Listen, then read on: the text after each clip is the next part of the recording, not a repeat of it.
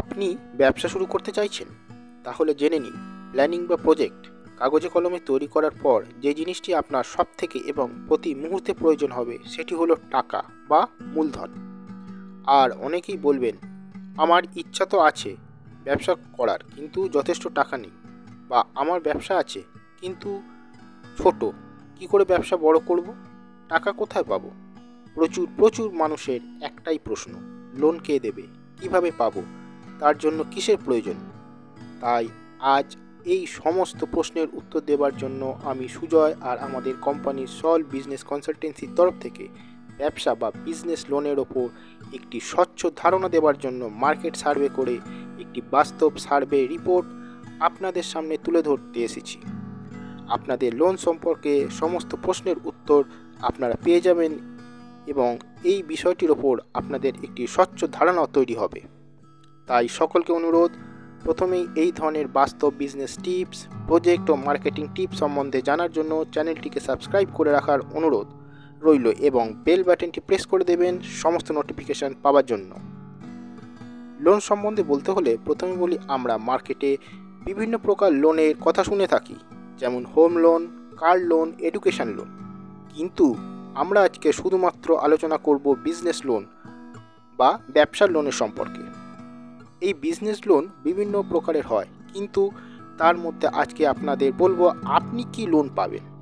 মনে রাখুন, যদি আপনি একজন নতুন ব্যবসায়ী হন তাহলে আপনার প্রয়োজন হবে নিউ বিজনেস স্টার্টিং লোন। আপনার ব্যবসার A to Z সমস্ত প্রকার খরচের জন্য এই লোনের প্রয়োজন হয়। এরপর বলবো, যদি আপনার আগে থেকে কোনো ব্যবসা থাকে এবং এখন আপনি ব্যবসা আরও বড় করতে চান, তাহলে এর জন্য আপনি আরও টাকার প্রয়োজন বোধ করছেন, তখন আপনি ব্যাংকে যে লোনের জন্য আবেদন করবেন তাকে বলে টার্ম লোন। মনে রাখবেন, যাদের ব্যবসা 5 বছরের বেশি, ব্যাংকে কারেন্ট অ্যাকাউন্ট আছে, ভালো টাকা পয়সার লেনদেন হয়, সঠিকভাবে প্রতি বছর রিটার্ন ফাইল হয়, যথেষ্ট পরিমাণে সেল ও পারচেস বিল মেনটেন করা হয়, যাদের অ্যাকাউন্টসে প্রত্যেক জিনিসটির আয় ব্যয় খুব সুন্দরভাবে হিসেব রাখা আছে, যাদের কোনো প্রোডাক্ট বা সার্ভিস মার্কেটে বেশ ভালোভাবে প্রচলিত আছে এবং অবশ্যই জিএসটি নাম্বার আছে। এক কথায় পুরনো প্রতিষ্ঠান, কোম্পানি ব্যাংক থেকে তাদের প্রয়োজনে যে লোন নেবে তাকে বলা হবে টার্ম লোন।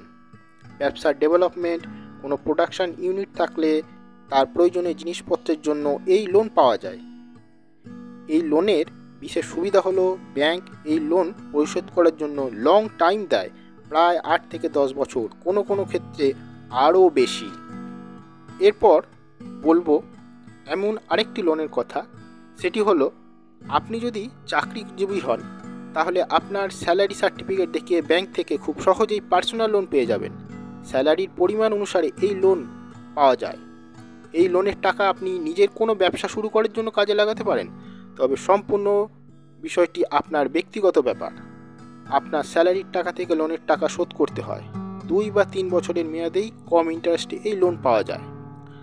ব্যবসার জগতে যে লোনটি এক কথায় সকলেই জানেন, সেই লোনকে বলে ম্যানুফ্যাকচারিং লোন, অনেকে আবার ওয়ার্কিং ক্যাপিটালও বলেন। এই লোনটি নেবার জন্য, টার্ম লোন নেওয়ার জন্য আপনার কোম্পানির যে বৈশিষ্ট্য থাকা দরকার, এই লোনটি নেওয়ার জন্য আপনার কোম্পানির ঠিক সেই বৈশিষ্ট্য থাকতে হবে। কিন্তু তফাৎ এইটুকুই, সেটা মনে রাখুন, যাদের প্রোডাকশান ইউনিট আছে, অর্থাৎ যারা কোনো জিনিস প্রোডাকশান করছে, তৈরি করছে, অর্থাৎ মার্কেটে কোনো প্রোডাক্ট সেল করে, যেমন ফার্নিচার, আয়রন ওয়ার্কস, প্লাস্টিকের বোতল, প্লাস্টিক দিয়ে কোনো খেলনা তৈরি করছেন, বা এই ধরনের কোনো প্ল্যান্ট আছে, আপনার ছোট বা বড় যাই হোক, যে কোনো আপনার ফ্যাক্টরি সাইজ হোক না কেন, আপনার কোনো প্রোডাকশান করেন এবং সেই প্রোডাকশান বা ম্যানুফ্যাকচারিং করার জন্য এই লোন পাওয়া যায়। দেখা গেছে বেশ কিছু মানুষ তাদের ব্যবসা শুরু করা বা ব্যবসা বড় করার জন্য তাদের নিজের কোনো জিনিস, জমি, বাড়ি, বাগান, দোকান ইত্যাদি ব্যাংকে জমা রাখেন। এই সমস্ত দলিল ব্যাংকে জমা রাখলে সেই সম্পত্তির ওপর হিসাব করে ব্যাংক লোন দিয়ে থাকে। এই লোনের ভালো দিক হলো প্রায় 99% চান্স থাকে আপনি ব্যাংক থেকে লোন পেয়ে যাবেন, অর্থাৎ ব্যাংক আপনার লোন অ্যাপ্রুভ করবেন। এবং শোধ করার জন্য লং টাইম দেবে। কিন্তু মনে রাখুন, এর একটি খারাপ দিক আছে। সেটি হলো, যদি আপনি লোন শোধ করতে না পারেন, তাহলে ব্যাংক আপনাকে বেশ কয়েকটি নোটিশ দেওয়ার পর আপনার সম্পত্তি অধিগ্রহণ করবে, অর্থাৎ নিজের আন্ডারে নিয়ে নেবে।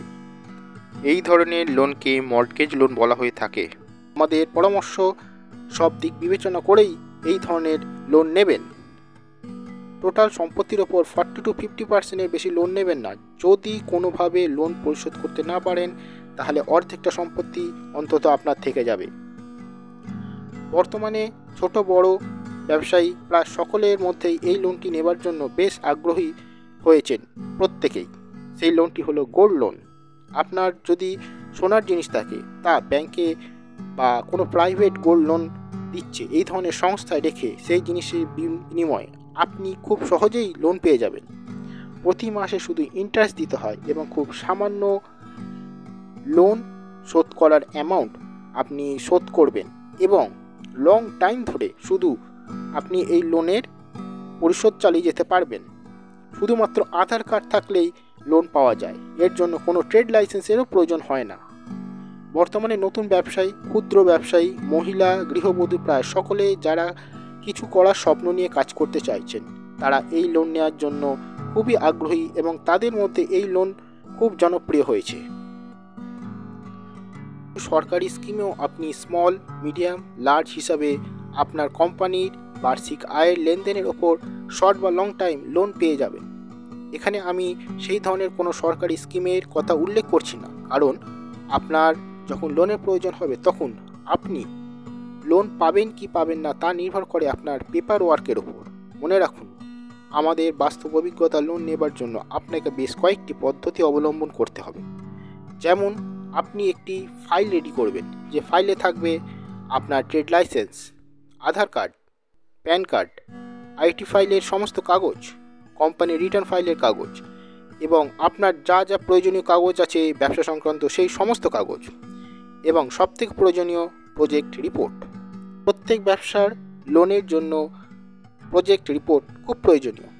আপনি যখন ব্যাংকে টোটাল ফাইল সাবমিট করবেন, আপনার ফাইলটি আপনার হয়ে ছবির মতন ব্যাংকের কাছে আপনার ব্যবসার ধারণা, প্রফিট, ফিউচার প্ল্যান, বর্তমানে লেনদেনের হিসাব, আপনার কারেন্ট ট্রেডারদের বিবরণ, কীভাবে কত পরিমাণ ও কতদিনের মধ্যে লোন পরিশোধ করবেন, ব্যাংকে লোন শোধ করার পর আপনি কোন লেভেলে পৌঁছে যাবেন। এই পয়েন্টটি ব্যাংক ভীষণভাবে লক্ষ্য করে যে কোম্পানি বর্তমানে কী অবস্থায় আছে, এই ব্যক্তি বা কোম্পানিকে লোন দিলে কিভাবে লোন পরিশোধ করবে এবং ফিউচারে লোন শোধ করার পর কোম্পানি উন্নতি করে কোথায় পৌঁছে যাবে। তাই মনে রাখুন, কোনো ভালো সিএ বা বিজনেস কনসালটেন্টের কাছে নিজের ব্যবসার বিবরণ দিয়ে প্রজেক্ট রিপোর্ট তৈরি করুন। কমপ্লিট ফাইল নিয়ে ব্যাংকে কথা বলুন। ব্যাংক ঠিক করবে ব্যাংকের কোনো ওল্ড স্কিম বা কোনো নিউ স্কিম বা সরকারি কোনো স্কিমের আন্ডারে আপনার কত পরিমাণ লোন দিতে পারবেন। নিজের ওপর আস্থা রাখুন, আপনার লোন ব্যাংকে অ্যাপ্রুভ হবেই হবে। আপনার ব্যবসার সুবিধার জন্য চ্যানেলটিকে সাবস্ক্রাইব করার কথা আগেই বলে রেখেছি। ভিডিওটি আজকে এখানেই শেষ করলাম। আমাদের পক্ষ থেকে আপনাদের সকলকে নমস্কার।